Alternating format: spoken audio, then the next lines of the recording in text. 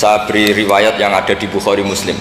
Satakunu fitanun al-qaid fiha khairun al-qaim wal qaim fiha khairun al-masi wal masi fiha khairun nasai.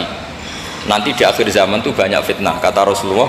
Yang duduk lebih baik ketimbang yang berdiri, yang berdiri lebih baik ketimbang yang jalan biasa lebih baik ketimbang yang jalan bergegas. Man tasyarrafa laha tastasrifu. Fitnah itu adalah siapa yang terlibat maka akan semakin parah. Sehingga semenjak itu ulama berpikir nanti di akhir zaman kalau ada fitnah itu sebaiknya orang ngambil sikap sepasif-pasifnya, secuek-cueknya. Jadi semua syurahul hadis sepakat makna hadis ini apa? Orang disuruh sikap secuek-cuek. Misalnya pilihan presiden, contoh kecil pilihan presiden. Mungkin para intelektual nggak merasa, tapi kalau ulama itu cara berpikir beda. Pilihan presiden, kamu fanatik milih A, yang satu fanatik milih B, ya presiden atau bupati atau gubernur. Terus yang satu bilang gini, wah kalau nggak di presideni A, nggak di bupateni A, nggak di gubernuri A, negara ini rusak. Mungkin betul dari segi jejak rekamnya A ini bagus. Tapi pertanyaannya secara tauhid, bagaimana Anda menggantungkan kesejahteraan sama makhluk? Kamu nggak pernah terusik begitu kan para intelektual? Itu kan melukai. Bagaimana mungkin Anda menggantungkan kesejahteraan dengan seorang makhluk? Wah kalau di presiden A pasti Indonesia makmur, kalau bupati A pasti Sleman makmur, pasti Bantul makmur. Nah, bagaimana mungkin makhluk yang sedang soleh kamu pastikan selalu soleh? Wong dia makhluk bisa berubah. Sementara yang B misalnya fasik, wah kalau dipimpin B pasti rusak negara. Bagaimana kamu pastikan B yang fasik selalu fasik? Biar aja dia husnul khotimah. Yang fasik pas mimpin jadi soleh, yang soleh pas mimpin jadi fasik. Akhirnya ulama karena tahu sifat manusia itu rubah-rubah dan kendali di tangan Allah, sikapnya nggak jelas. Saya ini termasuk orang yang terkenal nggak jelas. Karena kalau ditanya, Gus sampai pilih presiden mana, bakti mana? Sanut pangeran gersing dadi ya kula yali. Wah, anut pangeran yo kacau. Wah, luwe kacau menan anut pangeran kata saya. Ini kan sudah agak sambung karena pikirannya ulama. Memang enggak beda, cara berpikir ulama itu beda. Bahkan bapak saya itu kalau didik saya itu begini. Kalau meseli saya atau ngirim saya dulu itu kan pakai mesel. Ini uang kamu 500.000 untuk kamu, mesti ditambahi 100.000 ini untuk buat jajan sama teman-teman. Mesti ada uang pokok, ada uang sodako. Dulu saya sering tanya, kenapa bapak sangat menghormati teman-teman saya? Kata bapak, kue mondok, aku raiso nyukupi, sing iso nyukupi ya konco-konco. Ternyata betul, rata-rata anak kuliah atau anak mondok uang pribadinya kan 8 hari dari dikirim sudah habis. Berarti kan masih 22 hari, kok bisa hidup itu kan barokahnya teman-teman. Malah yang agak beling itu 1 hari sudah habis, berarti ada 29 yang bergantung sana sini. Sehingga Nabi dulu cara ngendikan itu unik. Kata Nabi, da'un nasa yarzuqu wahu ba'duhum ba'duh. Manusa barnawa, engko saling memberi rezeki. Ketika ada collab, Medina itu pernah collab, terus sekarang pernah defisit itu. Beberapa pakar ekonomi datang ke Rasulullah, ya Rasulullah, sa'ir, tolong dikasih harga standar. Tapi apa jawabannya Nabi? La tusairu fa inna Allaha huwal musair. Kamu jangan kasih harga, Allah sendiri yang menentukan harga itu. Terus kata Nabi, kenapa engkau begitu ya Rasulullah? Ini negara harus ditentukan harga karena gini-gini. Kata Nabi, saya tidak ingin ketemu Allah dalam keadaan dolim. Tapi ini tentu di teori ilmu modern ini masalah. Tapi menurut orang modern. Tapi kalau menurut ilmu hakikat itu nggak akan masalah. Misalnya, kenapa Nabi tidak menentukan harga dalam keadaan negara seperti itu? Jawabannya pakar-pakar hakikat, ya saya ulang lagi pakar-pakar hakikat. Begini, misalnya ada orang menimbun supaya nanti harganya mahal, ya. Terus ditimbun terus sampai nunggu harganya mahal. Lama-lama dia sadar kalau timbunannya nggak ada gunanya karena ternyata orang nggak beli. Nah, ketika orang tidak punya kemampuan beli, yang menimbun juga tidak punya uang. Nah, tapi kalau sampean tanya, tapi Gus nak tuku barang pokok kan kita mati karena kehabisan stok. Itu masalah tauhid Anda. Bagaimana mungkin kamu membayangkan seorang makhluk tidak bisa hidup atau nggak dapat rezeki? Nabi itu orang yang sampai ke derajat hakikat, dari tidak pernah bayangkan gitu. Salah sampean jadi orang yang tauhidnya masalah. Sehingga terus bayangkan, wah kalau negara ini keos, wah kita makan apa? Kalau negara gak stabil, wah kita gimana? Itu tidak bisa seperti itu. Dulu ketika kita dijajah Belanda, itu kiai-kiai kita, Mbah Hasyim Asy'ari, Mbah Ahmad Dahlan, mondoknya di Mekah. Sampai alim alama, dua beliau, Mbah Hasyim sama Mbah Ahmad Dahlan itu ngajinya sama-sama Syekh Khotib Minangkabau. Cuma Mbah Hasyim lebih menekuni ke Syekh Mahfud Termas, yang satu menekuni Syekh Khotib Minangkabau. Jadi dua beliau itu ngaji di guru yang sama. Mbah saya, buyut saya itu ya sudah mondok Mekah. Itu zaman dijajah Belanda. Sekarang kita agak dijajah, nggak mondok di sana. Buyut saya itu zaman itu sudah haji. Buyut kelima saya itu dulu kalau ingin cari tempat yang teduh itu masuk ke gua. Itu masuk gua itu hanya kepalanya saja, kakinya masih di luar. Karena gua di Arab tidak seperti gua di sini. Kalau gua di sini kan orang bisa masuk semua. Kalau gua Arab kan hanya celah-celah batu-batu besar. Sehingga ketika Rasulullah hijrah ke Madinah, singgah di gua Sur, kata Abu Bakar gimana? Andai kan yang ada orang kafir di depan gua, kata Abu Bakar gimana? Andai kan mereka melihat kakinya pasti melihat kita. Karena gua di sana itu satu tubuh tidak bisa masuk penuh. Kalau gua di sini kan ada yang mobil saja bisa masuk. Nah itu mbah saya kalau mau istirahat itu masuk gua, separuh badan di dalam gua, separuhnya masih di luar. Nah sekarang terus kita bilang, wah kalau kita negara tidak stabil kita haji kemana? Dulu zaman dijajah Belanda kita bisa haji.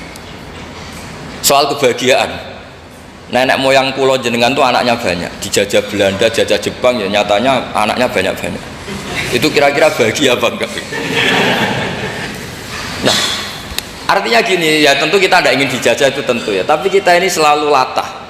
Wah kalau ekonomi jatuh kita makan apa? Kalau kita dijajah kita tidak perlu seperti itu. Rahmatnya Allah Ta'ala itu akan adrokatna, rahmatnya Allah Ta'ala akan menemukan kita apapun kondisi kita, apapun keadaan kita. Ini cara berpikir tauhid.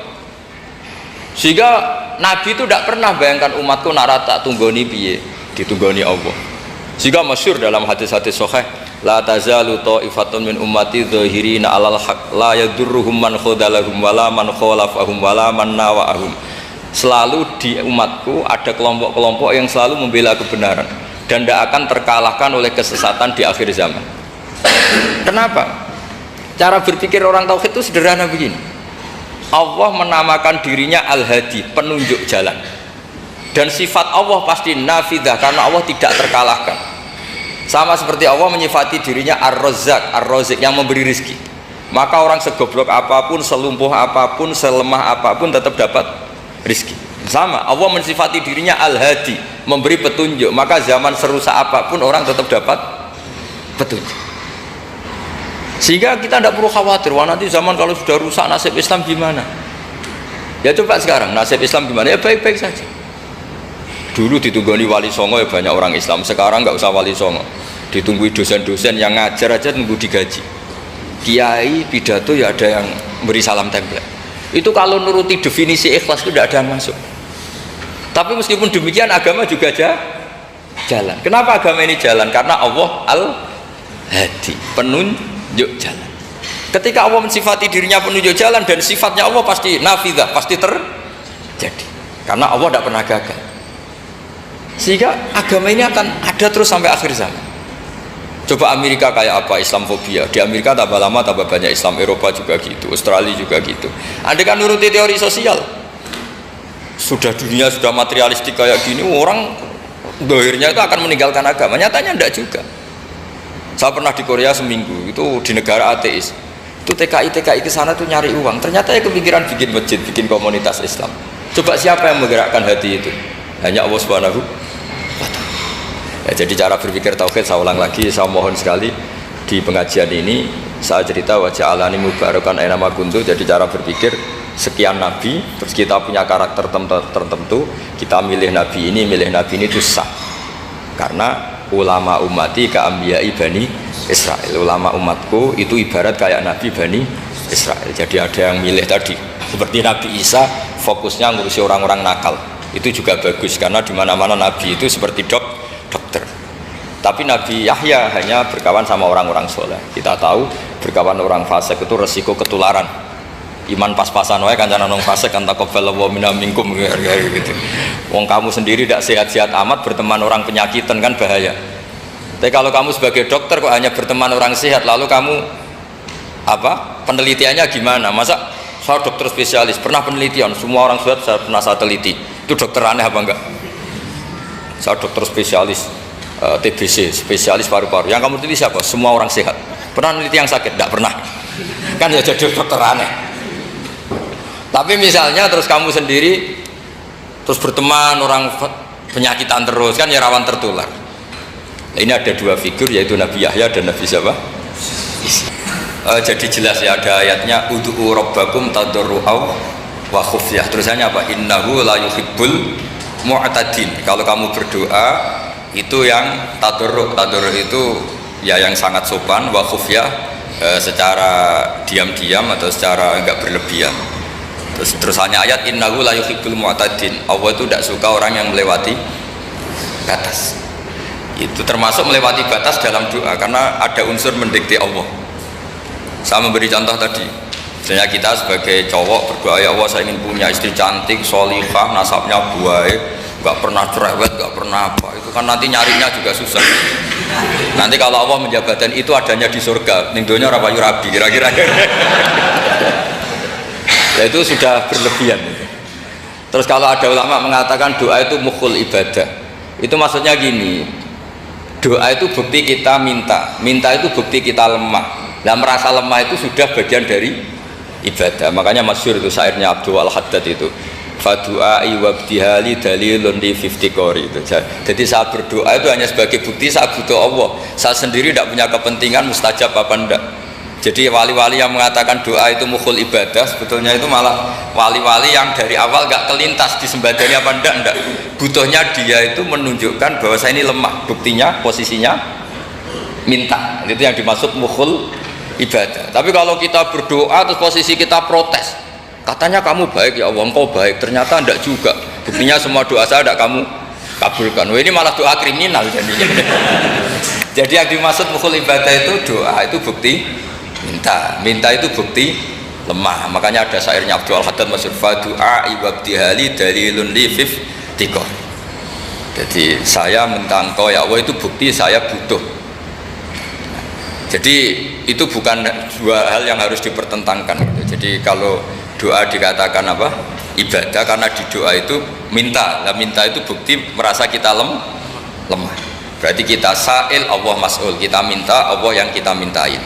Kita menengadah, Allah yang berposisi memberi. Itu saja sudah cukup sebagai ibadah. Meskipun doa kita tidak mustajab. Karena memang tadi seperti itu. Kalau di ilmu-ilmu tasawuf itu apa ya, doa itu memang benar-benar sudah mukhul ibadah karena tadi perasaan merasa butuh sama Allah itu. Nah merasa butuh itu, nah kalau kita berdoa merasa butuh sama yang kita minta, itu dalam ilmu tasawuf sudah kriminal. Berarti kamu lebih butuh makhluknya.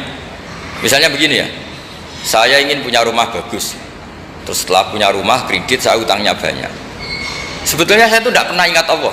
Gara-gara utang banyak, kredit jatuh tempo, terus melibatkan Allah. Ya Allah, saya ini utang banyak ini, terus tolong dibayar. Sebetulnya saya itu ingat utang, cuma Allah tak libatkan kan gitu. Lah itu tidak akan jadi wali. Yang jenis ini tidak akan jadi wali. Saya ingin jadi dosen, melibatkan siapa ya nanya? Melibatkan Allah, terus malam-malam bangun melibatkan Allah. Itu artinya apa? Kamu itu lebih ingin yang kamu minta ketimbang ingin Allah. Kalau wali itu enggak gitu, kangen Allah, terus tahu Allah itu zat pemberi, karena tahu Allah zat pemberi terus minta. Maka yang dikangen itu ya Allahnya dulu. Kalau kita kan enggak, punya kasus dulu, punya keinginan banyak dulu, baru ingat siapa yang bisa ya. Oh Allah, terus Allah kita libatkan. Ya untungnya Allah baik, mau ramal utang bukan mikir, untungnya Allah tidak jawab itu. Jadi itu bedanya wali. Kalau wali itu kangen Allah dulu baru minta. Kalau kita enggak, banyak masalah dulu baru melibatkan Allah. Nah yang jenis ini itu bahaya. Kalau enggak disembadani mesti ngomel ya. Gusti katanya kalau yang minta kamu kabulkan, ternyata ini enggak. Nanti kalau Allah jawab, kamu itu tidak kangen saya, kamu itu kangen uang, kangen perempuan cantik yang kamu inginkan, terus kamu melibatkan saya, urusannya apa saya dengan itu Pak? Makanya tidak usah nuntut karena awalnya sudah sudah salah. Ya saya kira itu ya. Jadi ada ayat apa? Ud'u rabbakum tadarru'aw wa khufyah. Terusannya apa? Innahu la yuhibbul mu'tadin. Itu di semua tafsir dikatakan Allah gak suka orang yang berlebihan dalam doa. Berlebihan tadi misalnya minta sesuatu yang terlalu besar, atau permintaan kemarin saja lanu addi syukroh, kita tidak bisa memenuhi mensyukuri, sudah minta lagi. Misalnya seorang jomblo, targetnya kan asal payu nikah, tapi setelah nikah bayangkan istrinya solihah, tidak cerewet, itu kan berlebihan. Hilang status jomblo saja belum kamu syukuri kok sudah minta yang macam-macam. Jadi harusnya kan syukur dulu ya. Sekedar laku nikah ini kan ada syukur yang harus, seperti jadi dosen juga gitu. Sekedar jadi dosen harus kita syukuri dulu karena menjadi kita tidak nganggur. Itu kan satu harkat sosial yang luar biasa. Jangan tahu-tahu sudah hari kedua cari intensif, cari ini itu, syukurnya aja belum sudah kemana-mana. Lah itu sudah mu'tadin, sudah melebihi apa? Batas.